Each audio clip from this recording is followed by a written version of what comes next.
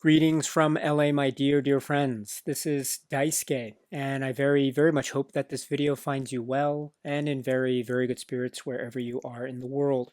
And today, if you don't mind, I would very much like to continue on with our journeys, our discussions, our discoveries, and our explorations with respect to the recent releases made by the Criterion Collection during this year of 2024. And specifically, I'd like to focus our attention, if I may, on a film which can be found as part of a collector's set, a collection of films released by the Criterion Collection on the occasion of this year of 2024. That set is here, and it is called Three Revolutionary Films by Ousmane Sembène.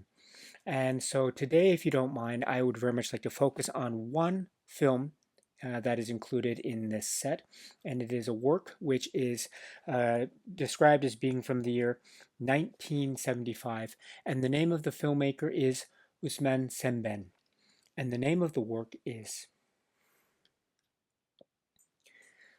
XALA.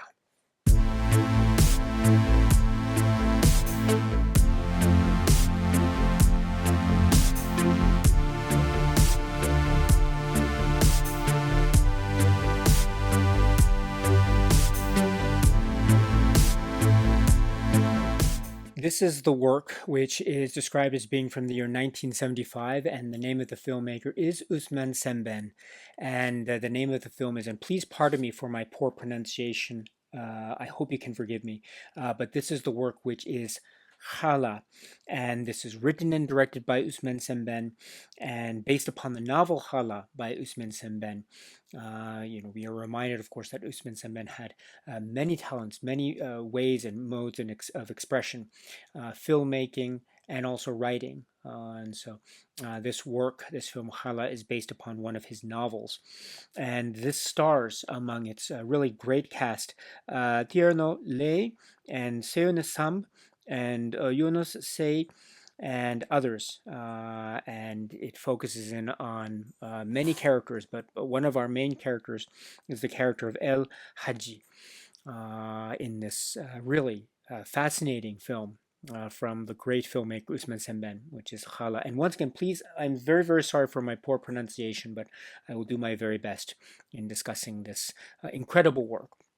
An incredible work because, well, among many things, in terms of its plot or story structure. Well, before we get into some details about the plot, let me also just say again, as a kind of reminder in terms of the structure of these video discussions, we are talking about the films that are found in this Blu-ray collector's set from the Criterion Collection. Three revolutionary films by Ousmane Sembène, three films, and this is the second of the three in terms of the chronology, this film being described as from 1975. And so what I'd like to do today, let's focus on the plot or story structure, and then also talk a little bit about the presentation details. But let's also save our conversation points about the aspect of supplements and presentation, packaging details and the essay. Let's save those comments for a separate video. But for now, let us focus on the film, the story or plot structure of XALA.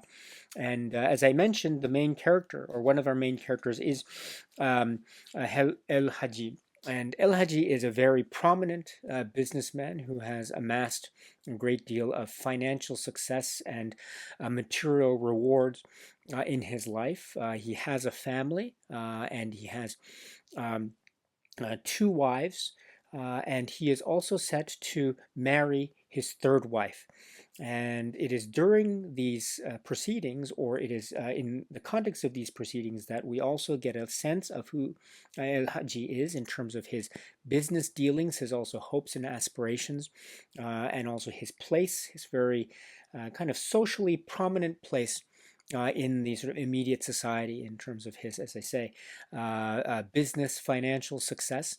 As a kind of member, if you will, of local community, chamber of commerce types of organizations, in terms of high degree of prominence and also influence. That also carries over into municipality or government decision making to a certain degree, because we also get in this context of El Hajid's story, we get a number of things. We understand that he is a member of a certain class, a social strata, maybe even a political class, that is, for lack of a better phrase, it could be described as a kind of bourgeois class.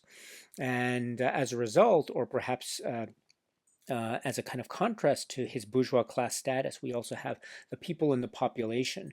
And we are also introduced, or we are confronted by, or we are otherwise absorbed by a number of very startling and very impactful images in this film that showcase, say, the needy and the poor of this community.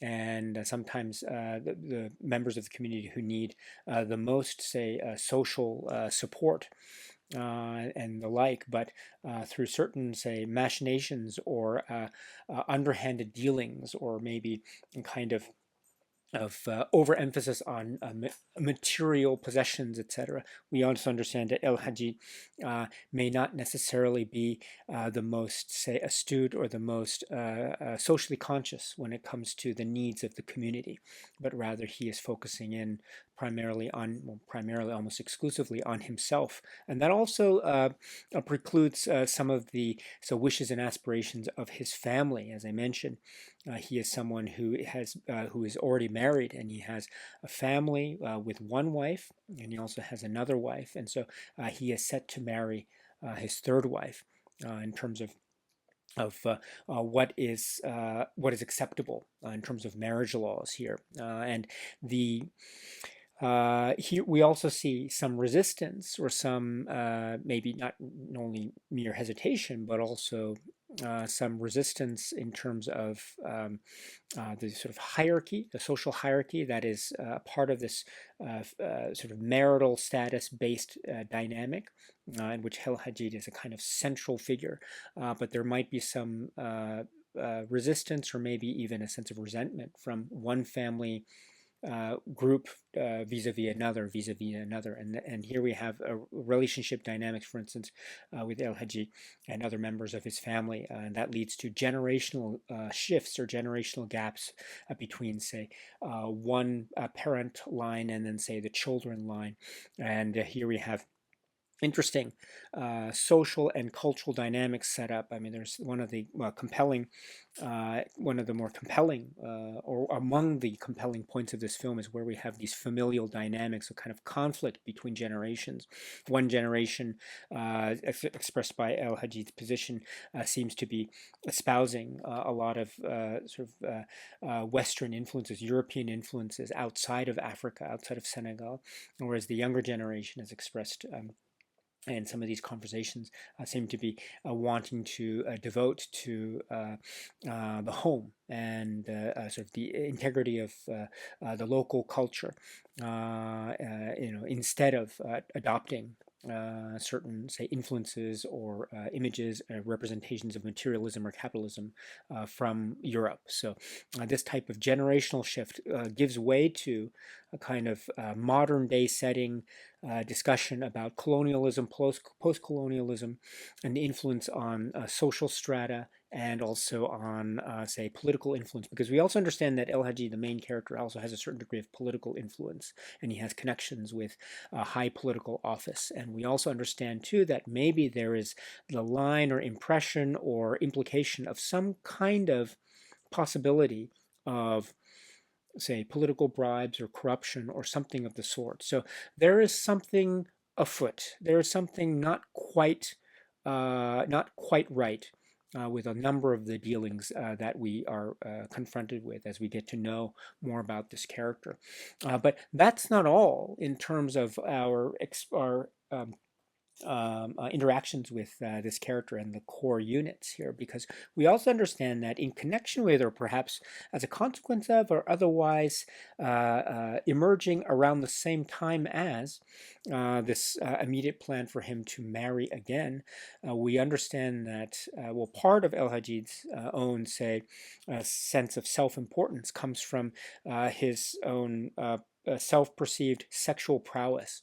But he happens to find himself one night sexually impotent and unable to perform in bed. And so this causes a kind of crisis, a personal crisis in our main character of El Hadji, and so he has to try to find the source of this sexual impotence. And along the way, we realize that there is a kind of curse that was placed upon him, and so he takes it upon himself to try to find the solution to the curse, or lift the curse, in order to free himself of the sexual impotence, and thus be able to perform sexually in bed.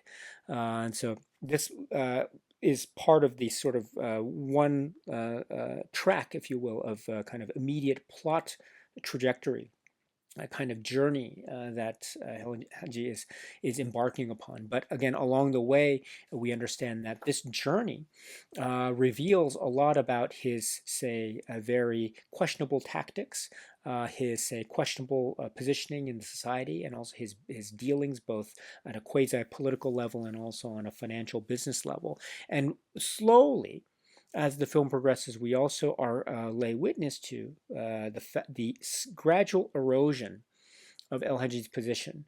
And so we see him being confronted with this sexual impotence. And so trying to find a cure or solution to this curse, he and we discover that slowly but surely his position erodes and disintegrates to the point where he is beginning to lose everything that he has held on to in terms of his material and financial positioning up to a certain point in this film. Gradually, he begins to lose this, and so we therefore are witness to how he is responding to these personal crises one at a time that seem to hit him, and how he responds and how he reacts, and what are the consequences of that, and what he ends up losing along the way. And gradually, slowly but surely, step by step, he begins to lose one thing, then another thing, then another thing, then another thing. And although he might seem to have gained or perhaps be on the way towards hopefully, possibly, maybe, at least from his perspective, lifting the curse in order to free himself from this sexual impotence that has plagued him from early on in the film, what is the consequence of that? And where are the root causes of this kind of curse upon him? How much resentment towards him is justified, and at what point is that resentment going to boil over, and from where is this resentment coming? And therein we see that the film is able to bring us also once again, or remind us once again, of this class conflict, and kind of it's not just social mobility of the classes or immobility of the classes, but also the way in which there's a kind of corruptibility, both on a political level, social, cultural, economic level, and also on an emotional and a spiritual level, and how that has ramifications writ large in society. And so this is at the very core of a kind of class conflict. And the class conflict breeds a sense of resentment, thus paving the way possibly to the seeds of revolution. And when we realize the possibilities of this curse or the impotence as a kind of symbol, as well as a direct plot point of the film, we realize that it is very much the key core point when it comes to the sort of revolutionary ideas that are at play here, namely one class expressing disgust and hatred towards another class, sort of the ruling class or the bourgeois class. And that being a kind of expressed in metaphor and also directly in the story of El Hadji in this film, XALA.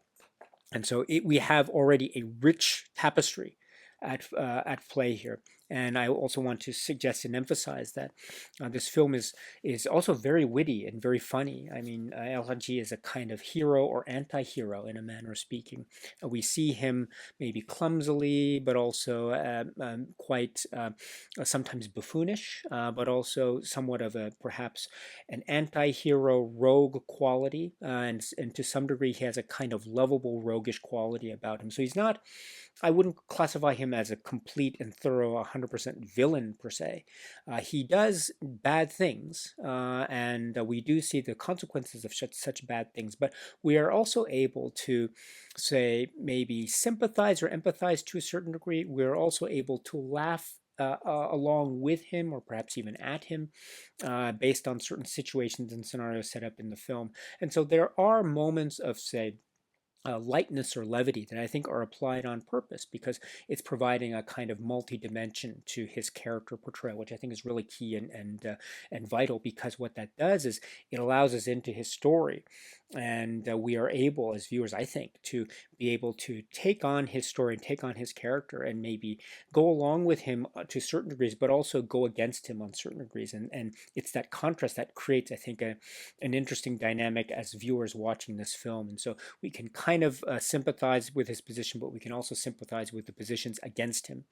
And I think that creates an interesting dialectic in terms of a sort of discussion point or consideration point. And this is the key, I think, for Sembène's filmmaking prowess, right? It's the ability to really express these types of contentious issues, but in a manner that I think is also very multi-layered. I mean, it's expressed in the story of a man who's trying to search for a cure for his sexual impotence, and that kind of metaphor is actually quite startling in a brilliant way, because it's tying all these concepts of class position, sexual politics, and also the sort of the rules of marriage in this world, and how that also affects the relationships with his other wives. I mean, there is some tension between the other wives in his life. And that tension is suggestive or indicative of the possibility that these kinds of social structures may or may not be for to the liking of everyone in society, which I think is a really that's a very really a powerful insight to make by Sembène, because it's suggestive of maybe a kind of clash between quote unquote the traditional and quote unquote the modern. And we also see that clash in generational conflicts. We also see it in social conflicts. We also see it in kind of maybe a gender role conflicts as well. I mean, all those clashes are there, and they're crystallized so brilliantly in this story of a man seeking a cure for his sexual impotence. And there are moments where you kind of laugh as well. You laugh along with moments of, say, feelings of sexual hijinks. Things fall apart quite quickly. And but also there is a sense of pity. There's also a sense of sorrow. There's also a sense of comeuppance, kind of cheater's justice kind of thing. But when things go too far, we realize there is a sense also of tragedy and of great kind of say potential wasted as well. And when we apply those stories or those structures to a kind of broad social cultural implication, we also understand that maybe Sembène is making a statement about outside influence, outside cultural political influence, and sort of the well of political power as expressed in a lot of the dealings in this film, XALA. And we see the possibility or the hint, or maybe even more than a hint, a direct indication of the potential of corruption. And the corruption can be, in terms of graft, and could be in terms of actual direct bribes, but also could be expressed in the form of the corruption of the sort of integrity of the culture, under a kind of threat from the external forces, again going back to the influences of European, say, symbols of sort of materialism or capitalism, all the way down to like the bottles of water and what the people prefer to drink, and the like, as wonderful sort of reminders of that type of clash. So it is suggesting the fact that these clashes or these collisions are going on all at once on various levels. And that's the brilliant aspect of Sembène's work. And he's able to do this and guide us through these directly. And again, going back to the great accessibility, shall we say, or the understandability of a story, again, of this man, again, seeking a cure for his impotence. I mean, this is a story that I think allows the viewer in with a certain degree of ease, from a certain point of view. And thus, once we are allowed in and once we are accessing this world, then we are wonderfully confronted, I think, with these great considerations and approaches and ideas from Sembène and company. So this is, I think, another great example of the political dynamism and the centrifugal force that is at play here. Again, a revolutionary film, one of the revolutionary films from Sembène. I think that moniker is so apropos here, and it's done with great finesse and also with humor, but also with a sense of pity, and also maybe even also a sense of tragedy as well. Um, Clashes and collisions and revolutions abound here in this work, XALA. And the great performances too, and the characterizations and the sort of struggles and family dynamics and family conflicts, between between spouses, between parents and children, the sort of jealousies and even details down to language, speaking French versus speaking the Wolof language. I mean, it becomes these key dynamic issues, and it's shot so well, and the dialogue is presented with, I think, a great degree of accessibility and directness. Again, going back to some other comments I made in earlier discussions, one of the great strengths of many great strengths I can recognize in my interactions with the works of Sembène is his directness. His cinema is so direct, which I find, again, there's an ease of entry into the world, but then when we are introduced into the world, then we realize that there's so many contextual points that I think are best to be kept in mind. Of course, I'm not a student of history, and I'm not a student, an expert in the world of Sembène. I don't hold myself out to be, but I do recognize the importance of these aspects. It is a film that's set in the modern day. So there is a great contrast that is occurring in terms of an earlier film that we discussed, Emitai, that took place during the early 1940s, during the wartime. Here we have some decades later. So we maybe have certain depictions of, say, cultural, urban development, and also financial development plans abound as well. So the considerations and contextual points might be a little bit different from, say, the earlier film Emitai, but there's also much room for consideration of through lines. And again, going back to this idea of clashes and collisions on a very multitude of tiers, going happening all at once in this brilliantly conceived way. This is a wonderful work, really, really wonderful work, and this is the work which is XALA. So the Criterion Collection has released this film XALA as part of the 3 films in the 3 revolutionary films by Ousmane Sembène set. This is the Blu-ray for XALA, and we will speak about other aspects of the set overall, including supplements that are included in the set, and also the booklet and aspects of the cover art design and packaging, and the comprehensive essay that's part of this great booklet here as well. We'll talk about those points overall in a final video in this video discussion series. So not now, but in a future video. But for now, my dear friends, let me just focus in on one of the last pages of this great staple booklet, because it says about the masters, and I'm going to speak about the presentation of XALA. It says here, and I quote, Emitai and XALA are presented in the aspect ratio of 1.66 to 1, and Chedo is presented in the aspect ratio of 1.85 to 1. These new 4K digital masters were created from the 35mm original camera negatives, with scanning done at Éclair Classique in Paris. The original monaural soundtracks were remastered from the 35mm original soundtrack negatives. So once again, my experience and my experience levels with this film XALA is admittedly very, very, very limited. And my understanding of, say, the presentation history of this film is also very, very, very, very, very limited. But with those limitations notwithstanding, I can say from a kind of subjective experience point, the sound quality and the image quality is, again, something to be quite admired indeed. And I do find myself admiring it quite a lot. As I say, there's a kind of cinematic directness of Sembène's film qualities, or among his great qualities, and there's a kind of way in which things are framed and presented. A lot of there are the share of indoor scenes and outdoor scenes, which I think are reflected quite nicely, and also the way that color is used. I want to point out, without giving too much plot spoilers away, there are some moments where colors all the way down to, say, like the color of the sort of the maybe a kind of the dribble from the mouth, or some kind of spit. Even these details register really, really quite sharply, and they have a kind of shocking impact, which I find I think reads really well in terms of how I watch this film, courtesy of this presentation as part of this Criterion release.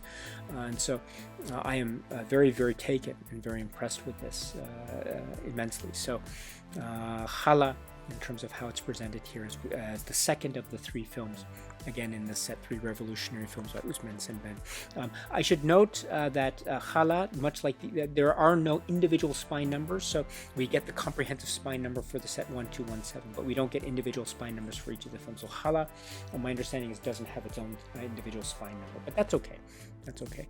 We'll talk more about the contours of the set and the box art design, etc.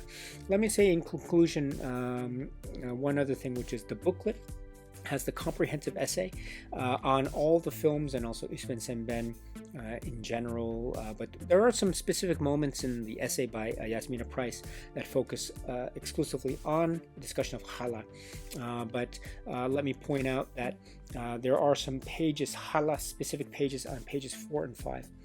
We have the great artwork and also information about the cast and crew credits. So please check that out. I love the, I can't wait to talk about the artwork here. The artwork is really absolutely fantastic for XALA, as well as the other films, as well as the three revolutionary films that Ousmane Sembène set overall. So it's really great. So, but anyway, so these are my quick comments about the film as it's found in the Criterion set. And this film is Ousmane Sembène's really great film, such a compelling work, and that is XALA. All right, my dear friends, so let's end it here for now, but there is one more film that I'd like to discuss with you in a future video, and that is the film Chedo. So won't you join me? I'd love to see you at the next video, my dear friends, and we can continue our journey through the three revolutionary films by Ousmane Sembène. But until the next video, my dear friends, whatever the case may be for you, in any event, I very much hope that you continue to be happy and healthy and well, and that you continue to watch a lot of great movies, including XALA, including other films in the set, Emitai and Chedo, including other films by Ousmane Sembène, including films in the Criterion Collection, and beyond.